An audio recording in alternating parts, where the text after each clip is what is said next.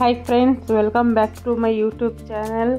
ಬನ್ನಿ, ಇವತ್ತಿನ ವಿಡಿಯೋದಲ್ಲಿ ನಾನು ಪಾಲಕ್ ರೈಸ್ ಬಾತ್ ಮಾಡ್ತಾಯಿದ್ದೀನಿ. ಹೇಗೆ ಮಾಡೋದು ನೋಡ್ಕೊಂಡು ಬರೋಣ. ತುಂಬಾ ಈಸಿ, ಹಾಗೆ ಕ್ವಿಕ್ಕಾಗಿ ಮಾಡ್ಕೊಳ್ಬೋದು. ಬ್ರೇಕ್ಫಾಸ್ಟ್ಗಂತೂ ಇದು ತುಂಬಾ ಒಳ್ಳೆ ಹೆಲ್ದಿ ಆದಂಥ ಬ್ರೇಕ್ಫಾಸ್ಟ್. ಇದು ಬ್ರೇಕ್ಫಾಸ್ಟ್ಗೂ ಮಾಡ್ಕೊಬೋದು, ನೀವು ಲಂಚ್ಗೆ ಬೇಕಾದರೂ ಮಾಡ್ಕೊಳ್ಬೋದು. ತುಂಬಾ ಚೆನ್ನಾಗಿರುತ್ತೆ. ಈಗ ನಾನಿಲ್ಲಿ ಒಂದು ಮಿಕ್ಸಿ ಜಾರ್ಗೆ ಬಿಡಿಸಿಟ್ಕೊಂಡಂಥ ಪಾಲಕ್ಕು, ಹಾಗೆ ಒಂದು 4 ಹಸಿಮೆಣಸಿನ್ಕಾಯಿ, ನೀವು ಬೇಕಿದ್ರೆ ಇದಕ್ಕೆ ಶುಂಠಿ ಬೆಳ್ಳುಳ್ಳಿನೂ ಹಾಕ್ಕೋಬೋದು. ನಾನು ಇಲ್ಲಿ ಶುಂಠಿ ಬೆಳ್ಳುಳ್ಳಿ ಪೇಸ್ಟ್ ಯೂಸ್ ಮಾಡ್ತಾಯಿದ್ದೀನಿ. ನೀವು ಶುಂಠಿ ಪೇಸ್ಟ್ ಇಲ್ಲ ಅಂದರೆ ನೀವು ಶುಂಠಿ ಬೆಳ್ಳುಳ್ಳಿನೇ ಇದಕ್ಕೇ ಮಿಕ್ಸಿಗೆ ಹಾಕ್ಕೊಂಡು ರುಬ್ಕೋಬೋದು. ಹಾಕ್ಕೊಂಡು ಅದು ನುಣ್ಣಗೆ ಪೇಸ್ಟ್ ಆದಮೇಲೆ ಇಲ್ಲಿ ನಾನೊಂದು ಕುಕ್ಕರ್ ಇಟ್ಕೊಂಡು ಆ ಕುಕ್ಕರ್ಗೆ 2 ರಿಂದ 3 ಟೇಬಲ್ ಸ್ಪೂನ್ ಎಣ್ಣೆ ಹಾಕ್ಕೊಂಡಿದ್ದೀನಿ. ಹಾಗೆ 1 ಟೇಬಲ್ ಸ್ಪೂನಷ್ಟು ತುಪ್ಪ ಹಾಕ್ಕೊಂಡಿದ್ದೀನಿ. ಆಮೇಲೆ ಇದಕ್ಕೆ ಸ್ಪೈಸಸ್ ಹಾಕ್ಕೊಂಡಿದ್ದೀನಿ. ಸ್ಪೈಸಸ್ ಹಾಕಿ ಒಂದು 30 ಸೆಕೆಂಡ್ ಹಾಕ್ತಿದ್ದ ಹಾಗೆಯೇ ಇಲ್ಲಿ ನಾನು ಸಣ್ಣದಾಗಿ ಹಚ್ಚಿಟ್ಕೊಂಡಂಥ ಈರುಳ್ಳಿನ ಸಹ ನಾನಿಲ್ಲಿ ಸೇರಿಸ್ಕೊತಾಯಿದ್ದೀನಿ.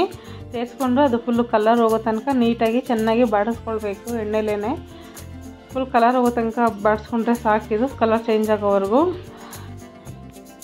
ಇದಾದಮೇಲೆ ನಾನು ಇದಕ್ಕೆ 1/4 ಟೇಬಲ್ ಸ್ಪೂನಷ್ಟು ನಾನಿಲ್ಲಿ ಜಿಂಜರ್ ಗಾರ್ಲಿಕ್ ಪೇಸ್ಟ್ನ ಯೂಸ್ ಮಾಡ್ತಾಯಿದ್ದೀನಿ.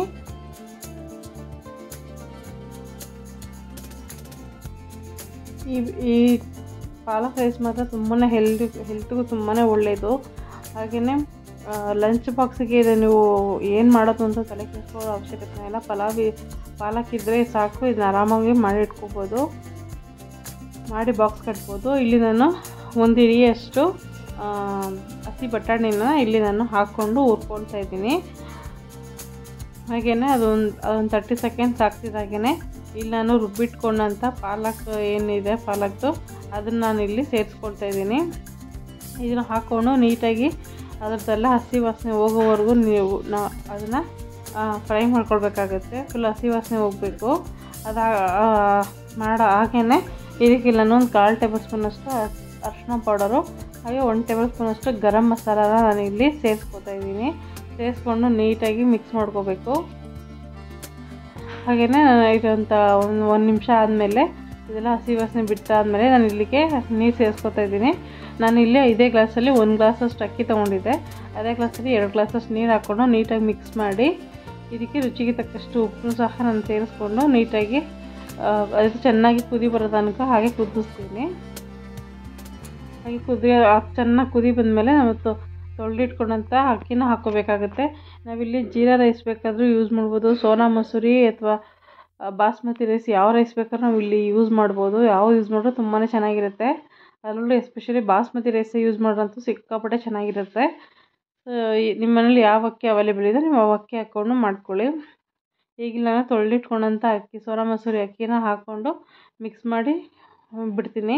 ಇವಾಗ ಇದು ಚೆನ್ನಾಗಿ ಕುದಿಬೇಕು. ಹಿಂಗೆ ಮುಚ್ಚಾಕಿದ ಮುಂಚೆನೇ ಇಲ್ಲಿ ನೋಡ್ಬೋದು, ನೀವು ಇಲ್ಲಿ 50% ಅಷ್ಟು ಅಕ್ಕಿ ಬೆಂದಿದೆ. ಸೊ ಈ ಟೈಮಲ್ಲಿ ನಾನು ಕುಕ್ಕರ್ ಮುಚ್ಚಳನ ಮುಚ್ತೀನಿ. ಈ ಥರ ಮಾಡೋದ್ರಿಂದ ಅನ್ನ ವೈಟ್ ಅನ್ನ ಎಲ್ಲ ಉಳಿಯೋದಿಲ್ಲ. ಕೆಳಗಡೆ ನೀವು ಕೆಲವೊಂದ್ಸರಿ ನೋಡಿರ್ತೀರ, ಫುಲ್ ವೈಟ್ ಅನ್ನ ಕೆಳಗಡೆ ಇರುತ್ತೆ, ಮೇಲೆ ಮಾತ್ರ ಮಸಾಲೆ ಇದಾಗಿರುತ್ತೆ. ಈ ಥರ ಮಾಡೋದ್ರಿಂದ ಆ ಥರ ಆಗೋದಿಲ್ಲ.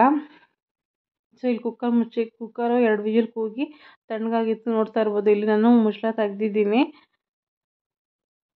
ಐ ಹೋಪ್ ನಿಮಗೆಲ್ಲ ಈ ವಿಡಿಯೋ ಇಷ್ಟ ಆಗುತ್ತೆ ಅಂದ್ಕೊಂಡಿದ್ದೀನಿ. ಇಷ್ಟ ಆದರೆ ಪ್ಲೀಸ್ ಲೈಕ್ ಮಾಡಿ, ಶೇರ್ ಮಾಡಿ, ನಿಮ್ಮ ಅನಿಸಿಕೆ ಅಭಿಪ್ರಾಯಗಳನ್ನ ಕಮೆಂಟ್ ಮಾಡಿ. ಇನ್ನೂ ನನ್ನ ಚಾನಲ್ನ ಸಬ್ಸ್ಕ್ರೈಬ್ ಮಾಡಿದೆ ವಿಡಿಯೋ ಅಂತೀರಾ, ಪ್ಲೀಸ್ ಸಬ್ಸ್ಕ್ರೈಬ್ ಮಾಡ್ಕೊಂಡು ಸಪೋರ್ಟ್ ಮಾಡಿ. ನೋಡ್ತಾ ಇರ್ಬೋದು, ಇಲ್ಲೆಲ್ಲೂ ವೈಟ್ ರೈಸ್ ನಿಮಗೆ ಕಾಣಿಸ್ತಾನೆ ಇಲ್ಲ. ಫುಲ್ಲು ನೀಟಾಗಿ ಎಲ್ಲ ರೈಸ್ಗೂ ಸೊ ಇದು ಮಸಾಲೆ ಕ್ಲೀನಾಗಿ ಅಂಟಿದೆ.